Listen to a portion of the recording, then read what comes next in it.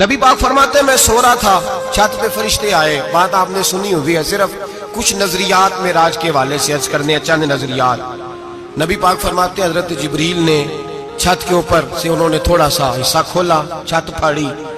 ہمارے نا دیہاتوں میں لکڑی کی جو چھت ہوتی تھی نا، اس پہ ایک بندہ بھی اگر چلتا تھا نا تو گھر کے جو بزرگ ہوتے تھے کہتے تھے پتہ کرو چھت پہ بندہ ہے کوئی. ایک آدمی فٹافٹ بزرگ جاگ جاتے تھے، کہتے پتہ کرو بھائی. بلکہ ساتھ والے کو آواز دیتے تھے، دروازہ کھولتے تھے. ہوتا تھا کہ نہیں ہوتا تھا؟ ہو جاتا تھا نا. او بھائی 1.5 پونے 2 لاکھ بندہ چھت پہ چلے. اللہ کے رسول فرما رہے میں سو رہا ہوں. چھت پھاڑ دی، حضرت جبریل آ گئے. نبی پاک صلی اللہ علیہ وسلم کے پاس 70 ہزار فرشتہ ساتھ ہے، آ کے کھڑے ہو گئے. میکائیل سے اسرافیل سے مشورہ کر رہے ہیں حضور کو کیسے جگائیں. نبی پاک فرماتے ہیں میں سو رہا ہوں. حالانکہ بخاری میں لفظ ہے، نبی پاک فرماتے ہیں میری آنکھیں سوتی ہیں، دل تو میرا ہر وقت جاگتا رہتا ہے.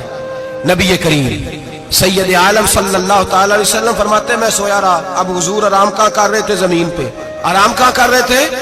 حضور علیہ السلام زمین پہ آرام کر رہے تھے. جناب جبریل جھکے. کتنا جھکے کہ حضور کے قدم ہی چوم لیے. نبی پاک کے قدم تو کتنا جھکے ہوں گے جی؟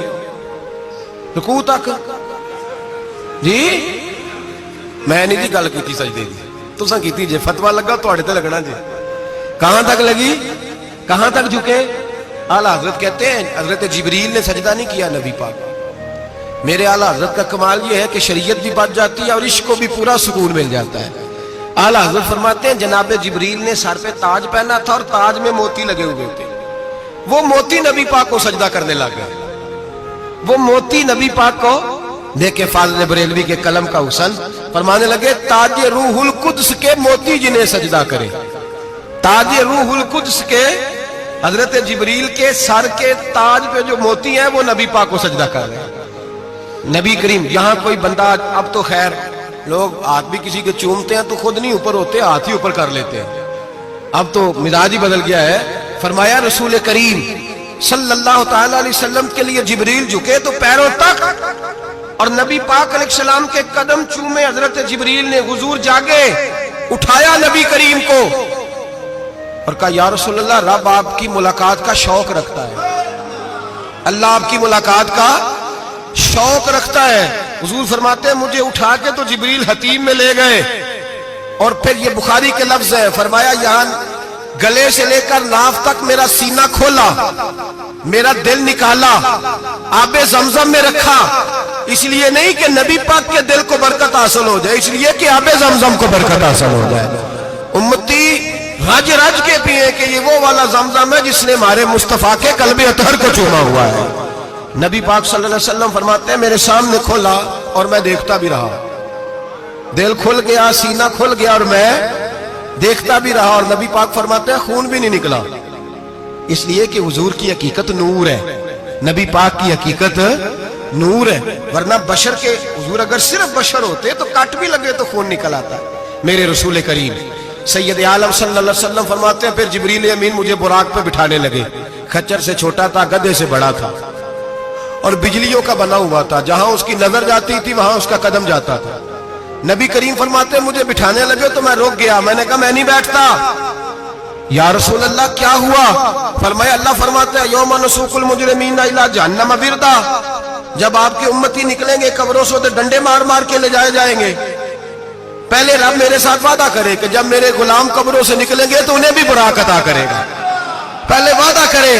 حضرت جبریل کہتے ہیں میں وہیں کھڑا تھا. رب کریم نے کہا چل وعدہ کر لے یوم نحشر المتقین الی الرحمن وفدا. محبوب جب تیرے فرما بردار قبروں سے نکلیں گے تو میں سب کو براق عطا کر دوں گا، سب کو براق دے دوں گا. نبی کریم فرماتے ہیں میں براق پہ بیٹھا. سفر شروع ہوا. نبی رحمت علیہ السلام فرماتے ہیں میں گزرا. یہ بات آپ نے سنی ہوئی ہے پر بیان کرنے بھی بڑی ضروری ہے. مررت علی الموسیٰ فہو یصلی فی قبرہ رواہ مسلم. او خدا کے بندو اللہ تبارک و تعالی ہدایت کا نور دے. کہاں بیٹھ کے قرآن و سنت پڑھتے ہو؟ کیوں نہیں عقیدے کو سمجھتے؟ نبی کریم علیہ السلام نے فرمایا میں معراج کی رات گزرا. یہ سنی کان کھول کے سنے، دل کھول کے. صحیح مسلم کی حدیث فرمایا میں معراج کی رات گزرا تو حضرت موسیٰ اپنی قبر میں کھڑے ہو کے نماز پڑھ رہے تھے. حضرت موسیٰ اگر زندہ ہے تو جو موسیٰ کے بھی امام ہے، جو جناب موسیٰ کے بھی ایسے ہی فٹافٹ. ہم پہ تو کسی کا روب طاری نہیں ہوتا. اتنی موٹی جلدیں لوگ کتابوں کی دے جاتے ہیں، کہتے ہیں پڑھو جی کی لکھے ہے. میں کیا، اصل میں اس کے دل میں پیار نہیں. اس نے صرف محمد لکھ کے صلی اللہ علیہ وسلم لکھا ہے. یہ تھوڑی دیر بیٹھتا بریلی کے امام کے پاس تو اسے بتاتے ہیں حضرت محمد نہیں لکھنا چاہیے، لکھنا چاہیے امام الانبیاء، سرور کون و مکان، تاجدار حل عطا.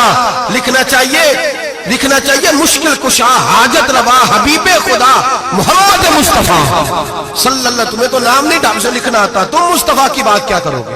تمہیں کیا خبر؟ میلاد کی بات آئے تو جائز نہیں، معراج کی بات آئے تو کہتے ہیں خواب میں ہوئی تھی. کیا بغض ہے، رٹا کیا ہے؟ اعلیٰ حضرت فرماتے ہیں کھائے تجھ کو تپے سکر، تیرے دل میں کس سے بخار ہے؟ حضور کی شان کی بات آتی ہے تو اڑ جاتا ہے.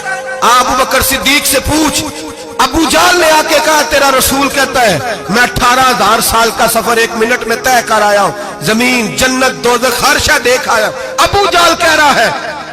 ابو بکر صدیق فرمانے لگے اگر محمد عربی نے کہا تو آ کر ساتھی کہا ہے، اگر رسول اللہ نے کہا ہے تو آ کر ماننے والا، عقیدہ بنا ماننے والا. ایسے لوگ سڑک پہ بیٹھ کے بات کر دیتے ہیں اور فٹافٹ سنی بھی مسئلہ پوچھنے آ جاتا ہے، کہتا ہے جی وہ فلانا مولوی کا. وہ کون ہوتا ہے؟ کون ہے وہ؟ کس کی بات کر رہے ہو؟ بات کرنی ہے تو ابو بکر صدیق کی کرو، عثمان غنی کی کرو، مولا علی کی کرو، انس بن مالک کی کرو، طلحہ اور زبیر کی کرو. ہم کسی دائیں بائیں والے شخص کی بات نہ کرتے ہیں نہ سنتے. ہم پہ نہیں